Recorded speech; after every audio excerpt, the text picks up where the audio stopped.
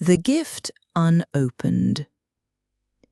In the final sun-drenched months of his university education, a young man named Thomas found his thoughts consumed by a single, gleaming object of desire.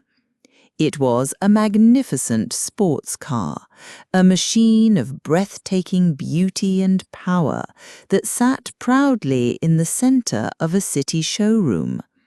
Its bodywork was the color of polished silver, and its leather seats promised a world of speed and freedom. For months, Thomas had made regular pilgrimages to the dealership, pressing his face against the glass, imagining the roar of the engine and the wind in his hair. Thomas knew his father, a man who had built a considerable fortune through diligence and integrity, could easily afford such a gift. His father was a quiet, thoughtful man, whose love for his son was deep and unwavering, though not always expressed in grand gestures. As his graduation day drew nearer, Thomas began dropping unsubtle hints, leaving brochures for the car on the breakfast table and talking endlessly about its specifications. He convinced himself that the car would be the ultimate symbol of his achievement, the perfect reward for his years of study. The morning of his graduation arrived, a day bright with promise and celebration. Thomas awoke with a knot of anticipation in his stomach, scanning the driveway for any sign of his new vehicle. But the driveway was empty. Just as a sliver of disappointment began to creep in, his father called him into his private study. The study was the heart of the home, a room panelled in dark wood and lined with books on every conceivable subject.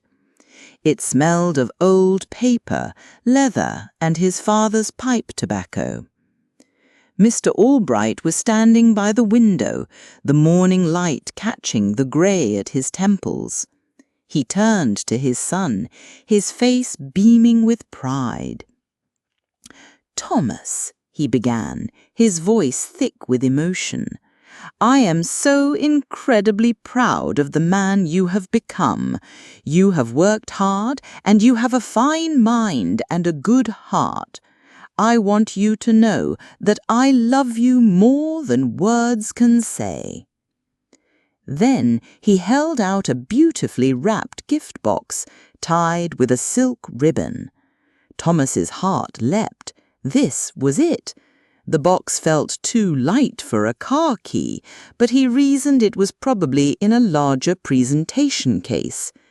With trembling fingers, he tore away the paper. Inside, nestled on a bed of velvet, lay not a key, but a book. It was a handsome leather-bound Bible, the kind of volume meant to last a lifetime. Embossed on the cover in elegant gold leaf was his full name, Thomas James Albright. A wave of cold, bitter disappointment washed over him. He looked from the book to his father's expectant, loving face, and something inside him snapped. All his carefully constructed dreams of the silver sports car vanished, replaced by a surge of youthful anger and entitlement. "After all my work," he said, his voice rising, "after all the hints, you buy me a Bible? With all your money, this is what you think I'm worth?" The words, sharp and cruel, hung in the air between them. He saw the light in his father's eyes dim, replaced by a look of profound hurt. Without another word, Thomas slammed the Bible down on the desk, turned his back on his father, and stormed out of the study, out of the house, and as it would turn out of his father's life. Years turned into decades. Thomas, driven by a fierce ambition that was perhaps forged in that moment of bitter disappointment, became a formidable success in the world of business. He chased wealth and status with a relentless energy, and he caught them. He bought a grand house in the country, had a garage that housed not one, but several expensive cars, and had a wonderful family of his own. He had everything he thought he had ever wanted.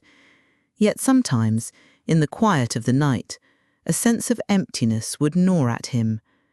He would think of his father, now a very old man, and a pang of guilt would strike him. He had not seen or spoken to him since that dreadful graduation day. He often told himself he should go back, that he should make amends, but pride and the sheer weight of the years of silence always held him back. One crisp autumn morning, just as he was finally resolving to make the journey home, a telegram arrived. The words were stark and clinical. His father had passed away peacefully in his sleep. All his possessions were now willed to his only son.